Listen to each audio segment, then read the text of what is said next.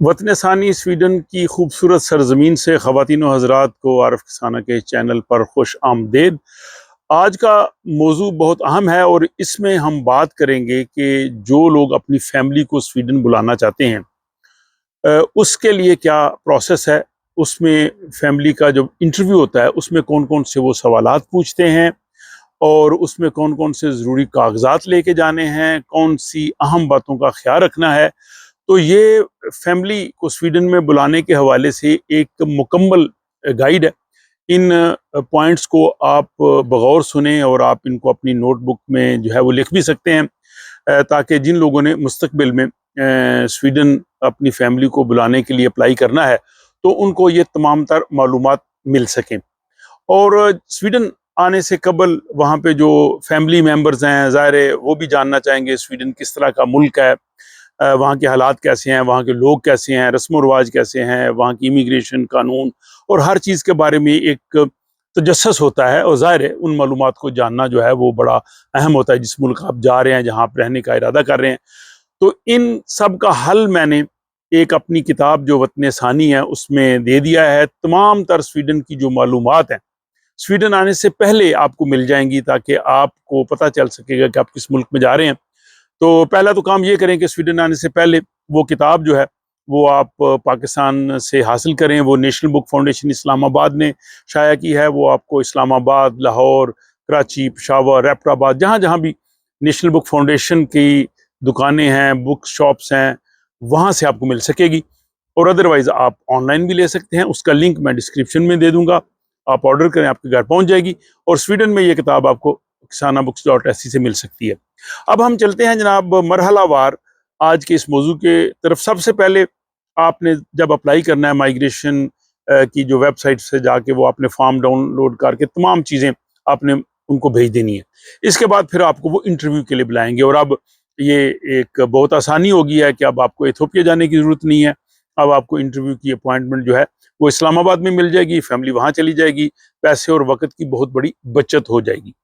अच्छा, जब आपने इंटरव्यू के लिए जाना है और इसके बाद जो यहाँ पे अगर हस्बैंड है या वाइफ है जो स्वीडन में, उसने भी इंटरव्यू के लिए तैयार होना है, क्योंकि माइग्रेशन का जो ऑफिसर है वो यहाँ रहने वाला जो स्पॉन्सर है उसका इंटरव्यू भी करेगा, और जो पाकिस्तान में जिस फैमिली ने आना है उनका भी इंटरव्यू करेगा।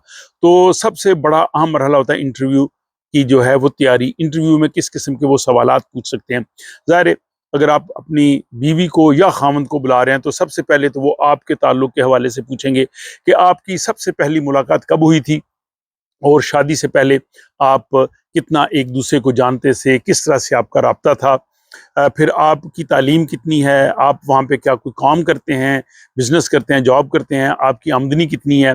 फिर यह है कि आपकी शादी का फैसला कैसे हुआ, क्या ये वालिदैन ने किया या आपकी रजामंदी भी शामिल थी। और शादी से पहले आप एक दूसरे से जो गुफ्तगू करते रहे हैं, चैट करते रहे हैं, मिलते रहे हैं, उसकी तफसील क्या है। और फिर शादी आपकी कब हुई, कहाँ हुई, वो डेट और उसके शादी का जो इज्तिमा था, जो शादी की दावत थी, वलीमा, बारात वगैरह, उसमें कितने लोग आए थे अंदाजन, वो ये तमाम चीज़ें पूछ सकते हैं दोनों से। इसलिए दोनों को पहले इंटरव्यू की आपस में अच्छी तरह से तैयारी करनी है। फिर आप एक दूसरे के वालिदैन को कैसे जानते हैं कि आप रिश्तेदार हैं। फिर आपस में आप किस ज़ुबान में जो है वो बातचीत करते हैं, उर्दू में, अंग्रेज़ी में या पंजाबी में, किस में भी। फिर आप शादी के बाद कितना अरसा एक दूसरे को मिलते रहे हैं, कहाँ कहाँ मिलते रहे हैं, और कहीं आप इकट्ठे रहे हैं। इस सारे का जो है वो जवाब आपने देना है। फिर स्वीडन में आप क्यों जा रहे हैं। ज़ाहिर है आप कह सकते हैं जी मैं अपने हस्बैंड या अपनी वाइफ के पास जा रहा हूँ। और वहाँ आप क्या करेंगे जाके, आपका क्या प्लान है। आप स्वीडिश लैंग्वेज सीखेंगे, काम करेंगे, या घर में रहेंगे। और इसके बाद अगर बीवी पाकिस्तान में है तो उससे पूछेंगे कि आपके जो शौहर हैं स्वीडन में वो क्या काम करते हैं, किस शहर में रहते हैं, उनका एड्रेस क्या है, उनकी तनख्वाह कितनी है। इस हवाले से भी पूछेंगे। फिर ये भी पूछ सकते हैं कि आपका जो खामन जो आपको बुला रहा है या आपकी बीवी बुला रही है, क्या उसने पहले कोई शादी की थी, उस शादी की तफसील के बारे में भी पूछ सकते हैं। तो दोनों मियाँ बीवी को आपस में कोई भी चीज़ खुफिया नहीं रखनी चाहिए। वो मियाँ बीवी के रिलेशन के हवाले से बाज़ निजी सवाल भी पूछ सकते हैं। तो इसलिए आप इन तमाम सवालों के लिए आपको फिर तैयार रहना है। इसके बाद आ जाते हैं बच्चे। बच्चे अगर 6-7 साल के हों, छोटे बच्चे, तो उनका इंटरव्यू तो नहीं लेते, लेकिन उनका ज़ाहिर इंटरव्यू के मौके पे मौजूद होना जो है वो ज़रूरी है। और अगर बच्चे बड़े हों तो उनसे पूछ सकते हैं आपके वालिदैन के नाम क्या हैं, आपके वालिद कितना कितना अरसा पाकिस्तान आते रहे हैं, कैसे मिलते रहे हैं, आप किस स्कूल में जाते हैं, आप स्वीडन क्यों जा रहे हैं, और इस तरह के जो सवाल हैं वो सारे उन बच्चों से भी जो है वो पूछेंगे। और हर सवाल का आपने जो है वो अच्छी तरह से जवाब देना है, सच जवाब देना है, झूठ नहीं बोलना। अगर आप कोई झूठ बोलेंगे तो वो प्रॉब्लम हो जाएगी। और दोनों का चूंकि अलग अलग इंटरव्यू होता है तो वो काउंटर चेक भी कर सकते हैं।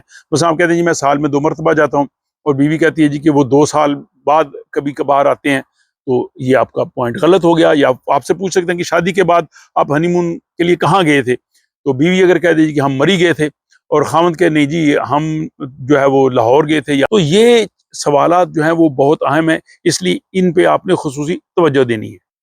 और बेहतर है कि आप पहले इस इंटरव्यू की आपस में रिहर्सल कर लें, ये सारे सवाल एक दूसरे से पूछें ताकि दोनों को आएँ। तो दोनों के जवाबात में हम आहंगी होनी चाहिए। फिर आपने जितनी भी डॉक्यूमेंट्स, दस्तावेज़ात देती हैं, उनको फ़ाइल में मुनज़्ज़म अंदाज से रखें।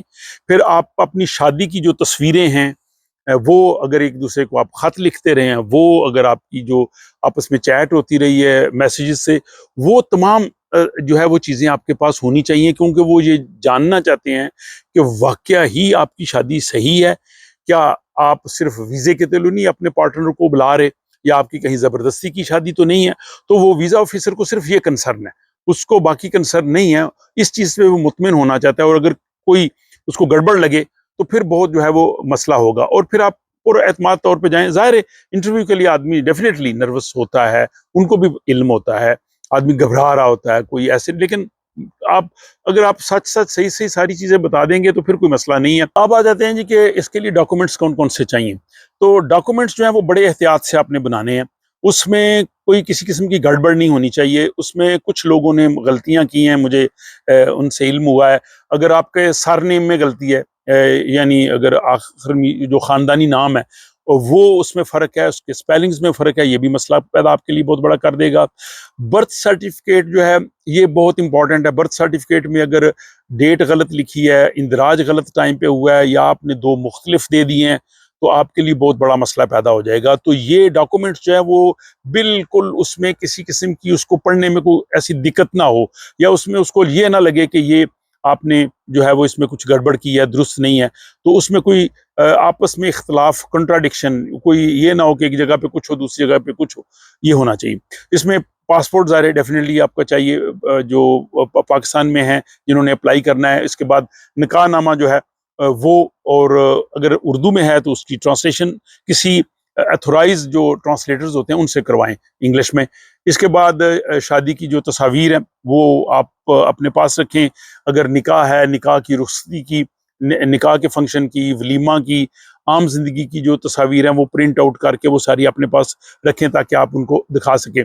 इसके बाद आपस का कम्युनिकेशन जो है ये बड़ा इंपॉर्टेंट है, क्योंकि सब कुछ दुरुस्त हो लेकिन अगर उसको ये लगे कि आपका आपस में उस तरह से स्ट्रॉन्ग बॉन्ड नहीं है, तो ये बड़ा मसला बन जाता है। इसको आप जो व्हाट्सएप की चैट होती है, वैसे जो मैसेजेस होते हैं उनके ज़रिए कर सकते हैं। अगर आपने कॉल्स की है तो उसका रिकॉर्ड आपको दिखा सकते हैं। वीडियो कॉल्स के स्क्रीनशॉट्स अपने पास रख लें, ईमेल्स रख लें, ख़त रख लें, ये सारी चीज़ें अपने पास जो है वो रख सकते हैं। इसके बाद पाकिस्तान से अप्लाई अगर कर रहे हैं तो ज़ाहिर है वो नादरा का जो नेशनल आइडेंटिटी कार्ड है वो आपके पास होना चाहिए। और जो पुलिस करैक्टर सर्टिफिकेट है वो नादरा से या मुतलका थाने से मिलेगा। वो अगर उर्दू में हो तो उसकी ट्रांसलेशन इंग्लिश में होनी चाहिए। इसके साथ जो है वो आपके पासपोर्ट साइज़ की जो मेरे ख्याल 4 अदद तस्वीर वो लेते हैं, सफ़ेद पस मंज़र में जो 4.5 ज़रबे 3.5 सेंटीमीटर साइज़ जो आम स्टैंडर्ड साइज़ होता है वो होनी चाहिए। और इसके बाद जो नादरा से फैमिली रजिस्ट्रेशन सर्टिफिकेट है, FRC और B फॉर्म, ये जो है वो सारा होना चाहिए जिसमें आपके शौहर का नाम सारा कुछ लिखा हो। ये वहाँ के डॉक्यूमेंट्स है। अब यहाँ पे जो शौहर है जो अपनी बीवी को बुला रहा है, या अगर बीवी अपने खामद को पाकिस्तान से बुला रही है, तो उसके लिए जो मतलूबा दस्तावेज़ात उनके पास होनी चाहिए। उनके पास भी स्वीडिश पासपोर्ट या जो यहाँ पे रेजिडेंस परमिट है, उसकी कॉपी होनी चाहिए। उसके बाद यहाँ का जो टैक्स ऑफिस है वहाँ से वो परशून बवीस हासिल करेंगे, रजिस्ट्रेशन सर्टिफिकेट जिसमें सारा कुछ लिखा होता है, नाम, पर्सनल नंबर, कहाँ पे रहते हैं, कब स्वीडन आए थे, तो वो बहुत इंपॉर्टेंट। वो आसानी से जो है आपको किसी भी जो है वो टैक्स ऑफिस से मिल जाएगा कि मैंने अपने पार्टनर को बुलाना है, इस गरज से मुझे चाहिए। अगला जो है वो आपके पास इनकम का जो है वो सबूत होना चाहिए, इनकम प्रूफ, आपकी आमदनी यहाँ पे क्या है वो आप अपने यहाँ जो तनख्वाह का आपको स्लिप मिलती है आप उसको लगा सकते हैं। इसके अलावा जो आपका सालाना टैक्स डिक्लेयर आपने किया है, इनकम डिक्लेरेशन, उसकी आप कॉपी लगा सकते हैं।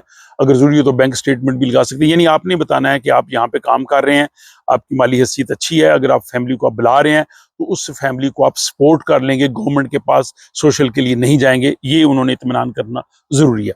उसके बाद फिर अगला बहुत एक और इम्पॉर्टेंट है आपकी रिहाइश का सबूत। यहाँ ज़ाहिर जो बुला रहा है, हस्बैंड है, अपनी वाइफ को बुला रहा है, बच्चों को, या दूसरी सूरत में अगर बीवी अपने खामद को बुला रही है तो उसके पास घर की जो, अगर आपने घर खरीदा हुआ है, मॉर्गेज पे है, तो वो आप बता दें। अगर फर्स्ट हैंड कॉन्ट्रैक्ट है या आपके पास किराए का मुआहदा है दूसरा कोई, अब वो बता दें कि ये हमारे पास जो है वो घर है और इसमें कमरों की तफसील, सारा मुनासिब साइज होना चाहिए ताकि वो फैमिली यहाँ पे रह सके।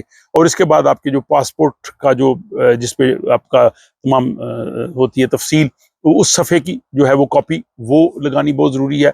और इसके बाद जो है वो शादीशुदा ज़िंदगी इकट्ठे अगर आप कहीं पे रहे हैं पहले से, उसका सबूत अगर आपके पास है तो वो आप दे सकते हैं, वो आपके इस रिलेशन को और स्ट्रॉन्ग करेगा। तो ये जनाब इम्पॉर्टेंट चीज़ें हैं जो यहाँ पे जो बुला रहा है स्पॉन्सर, उसको ये तमाम चीज़ें जो है वो तैयार करनी है। और इसके बाद जब इंटरव्यू की डेट आए तो इंटरव्यू की डेट पे ये तमाम अपने जो डॉक्यूमेंट्स हैं वो आप साथ लेके जाएं, अपॉइंटमेंट लेटर है वो साथ लेके जाएं।